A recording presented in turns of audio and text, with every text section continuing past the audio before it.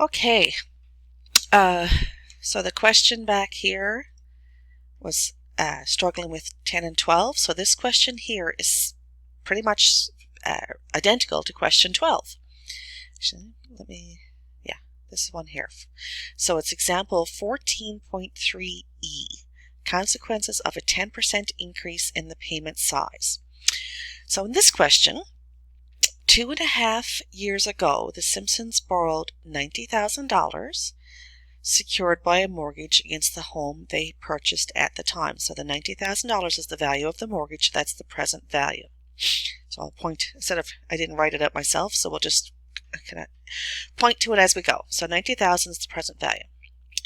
The monthly payments, so that means our payments per year are 12, based on an interest rate of 4.25%, so interest per year 4.25, compounded semi-annually, so compoundings per year is 2, for a 5-year term, would amortize the debt over 25 years. So for our N, you'd use the 25 years, use the full term of the mortgage, 25 years, times monthly payments of 25 times 12, which is 300 for our N. The mortgage has a prepayment clause that allows the Simpsons to increase the monthly payments by up to 10% once in each year. An increase is to be a permanent increase. If the Simpsons increase payments by 10% starting with the 31st payment, how much will the amortization period be shortened, and what will be the principal balance at the end of the first 5-year term? So from the information that we pointed out here, and knowing that future value, you're paying off the loan, the mortgage, is going to be 0, the information that we are missing is the payment. So the first step is to put all that information into your financial calculator and compute your payment, and you'll get $485.69. or 694. So now we know that much. Now we're asked how much will the amortization period be shortened? So they actually do it really well here. That's why I chose this example. So we calculated the original size of the payment. So now we need to know what is the balance, and after 2.5 years, or essentially it's after they're starting with the 31st payment, the payment is increasing. So up from 0, or payment 1, to payment 30, this was the payment amount. So what is the balance at the end of the 30th payment? So with our financial calculator, you put in the 30th payment, so 30 is for N, and we have to enter in the payment that we calculated here, $485.69, and it's your payment. You're paying off a loan, so it's an outflow of money, so that's a negative payment. And you compute your future value, which will tell you the balance after that payment. So your balance at that point in time is $84,640.32. So they've been paying their regular mortgage payment for 30 payments. This is the balance. Now they're going to increase the payment by 10%. So what's our new payment amount? And that's just taking the original payment that we had calculated in step 1 here and increasing it by 10%. So you multiply it by 1.1. So our new payment amount is $534.26.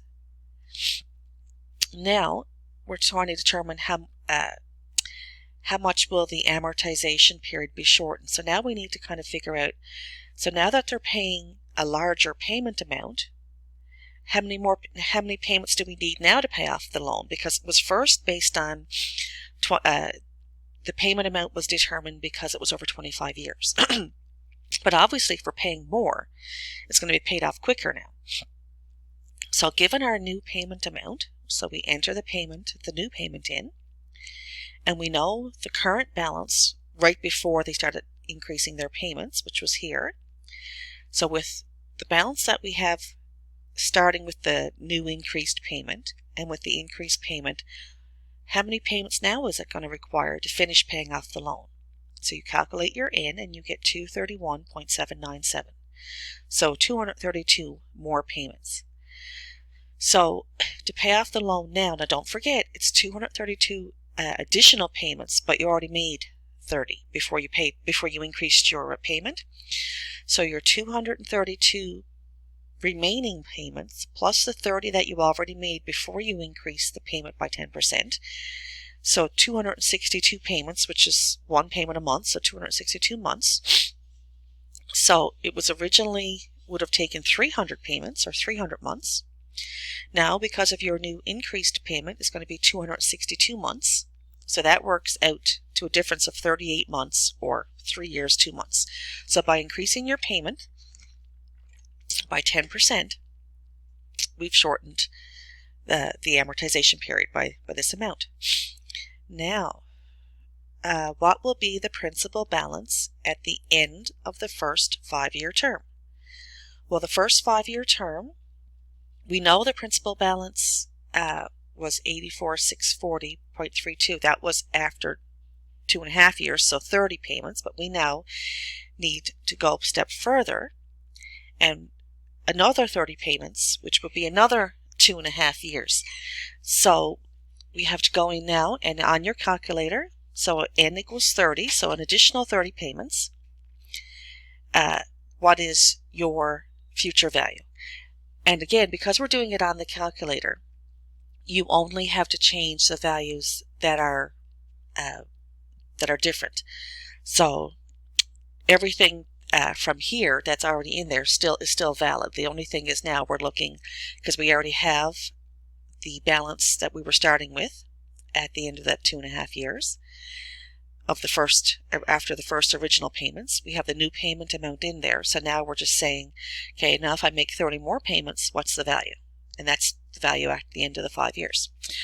Okay, so again, hopefully by working through this example and looking at the video, hopefully that'll help you guys with question number 12.